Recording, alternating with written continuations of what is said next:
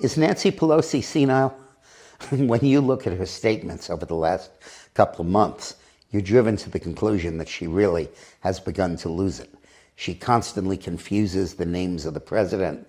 She recently gave a whole thing denouncing Bush, whereas in fact she was planning to denounce Trump. She's missing her cues. She's saying stuff that's confused and sort of garbage. When you read the text of her remarks, you wonder what's the matter with her. And now there are some people on whom senility is an improvement. And in the case of Nancy Pelosi, I think that may be the case. But really, this woman is losing it. And the Democratic Party should not entrust their fortunes to a new kid on the block like Chuck Schumer and a senile old lady like Nancy Pelosi. That's free advice to the party.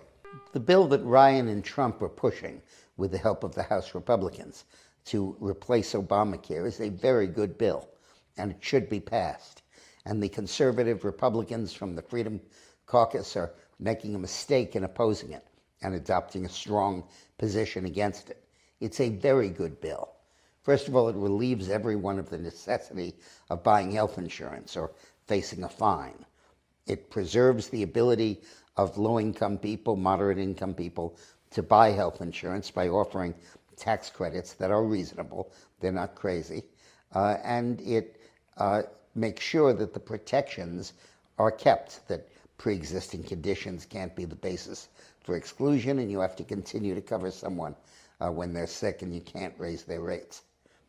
The bill needs one major change, and that is that it incorporates the list of 10 services that are required under the current Obamacare bill. And those services drive the cost way up, make this program itself too expensive, the replacement program, and drive people away from health care because the premiums and the deductibles are so high. And the more people drop out of the program, the higher they go, and this death spiral takes over. You have got to include in the bill language that gives the administrator of HHS the power to approve health insurance programs that do not include all 10 of these items, and specifically to approve catastrophic coverage if that's what people want. Right now you can only get it if you're under 30 years of age. Now, the other aspect that's contentious is the Medicaid expansion, where 10 million new people became eligible for Medicaid. The conservatives want to end that in 2018. The Ryan-Trump bill says end it in 2020. Well, end it in 2019 or something. That shouldn't be a major reason not to pass this legislation, as long as you know that it's going to end and that that program is in fact repealed. So I think this bill should pass, and I think the conservatives that are trying to block it are doing their party and their country a real disservice. Into the arcane Senate rules, a normal piece of legislation requires 60 votes to bring it to the floor. But legislation that's about the budget requires only 50 votes plus the vice president to bring it to the floor. So entire parts of the Obamacare repeal can be passed under the 50-vote margin. But crucial parts, like what I've been pushing for, scaling back the number of required services, so those 10 services now in the bill are diluted and are optional, and people can buy whatever kind of insurance they want, including bare-bones catastrophic care if that's what they want. Now that bill would have to have 60 votes to pass under the current rules, because it's not strictly speaking a budget bill. Well, it is absurd to let that rule and the Senate parliamentarian, control that decision. To say that that list of 20 stuff is not a budget bill is ridiculous. Of course it's a budget bill. It relates directly to what the cost of the program is. The reason the program is too expensive now is because of that list, and it's a cost-cutting measure that should only require 50 votes. So here's what they need to do. When the bill comes up for consideration, they should move it as a 50-vote bill. The parliamentarian will rule it out of order, saying it needs 60 votes.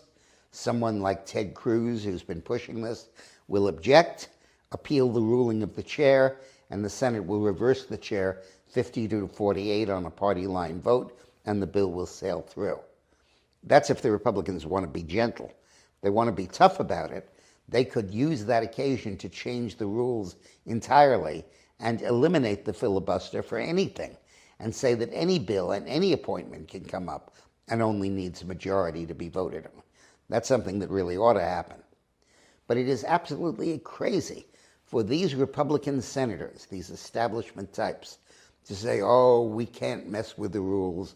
We can't sweep aside the parliamentarian. We're not brutes. We're not dictators. We follow the rules. That's nonsense. If Trump doesn't repeal Obamacare, his administration is dead. If he does appeal it, his administration is a success. And to let the ruling of one balding, gray-haired old guy stop us from the changes that are needed when we have a majority on the floor that can reverse them is insane. It's pretty clear what's going to happen with the economy and what that means for each of us as individual investors. The reason the economy has been so sluggish is not that the mechanics aren't there. Obama and the Federal Reserve Board have pumped massive amounts of money into the economy. But people aren't spending it. They aren't borrowing it. They're not investing it because they're scared to death that the healthcare regulations will change, the environmental regs will change, the coal plants will go out of business, the cost of electricity will double. People don't know what the rules are, and as a result, they're simply sitting on their money and not investing it. And when Donald Trump comes along and says, I'm going to repeal these environmental rules, I'm going to guarantee you a static rule framework for your investments, I'm going to repeal the healthcare rules, I'm going to bring us back to the days, essentially, of a free market economy. That's a basis where businessmen, investors, and consumers come out of the woodwork and say, well, now we can take a chance. And there is a vast amount of money that is being sequestered away as against the sun coming out again. You have about half a $1 trillion that consumers have gotten, and they've used it to pay down their mortgages and their credit cards, but not to make new purchases because they're afraid. And businesses, corporations, are sitting on $2 trillion on their balance sheets, which they're not investing, they're not making earnings on. They're not even putting it into their own companies because they're so pessimistic. And then there's $1 trillion that the banks have gotten through quantitative easing that they can't lend out, and they won't lend out because the risks are too great. And finally, there's $2 trillion abroad that people won't even bring into the country. They're so afraid of what the legislation might do to them. Well, when Trump assures everybody that he's not going to ambush them, that 6 or 7 or 8 trillion is going to come flooding into the economy. And it's going to increase demand and will send up inflation. The metaphor I like to use is Barack Obama took the gas gauge and filled every car to full with gas so they'd all go out driving. But nobody went driving because the weather was bad and they were afraid that the conditions for driving would be bad. So they drove to the parking garage and left the car there for 8 years. But now that the sun's coming out, everybody's going to go to the garage, take them out and start driving. And you have a serious risk, I would indeed say almost a certainty, of significant inflation. And that brings us around to the role of gold and silver. It is absolutely essential, in my view, that people increase their holdings of gold and silver. I have, because that is really the hedge that we need to have against inflation. And it's not a bad investment anyway, a pretty good one. Silver is expected to rise by about 20% over the course of the next year. Even when the market crashed in 07 and 08, gold only went down 4% and has continued to rise substantially since then. So that's my view, that's my 2 cents. And that's in fact what I'm doing with my 2 cents, gold and silver. Thanks a lot for watching.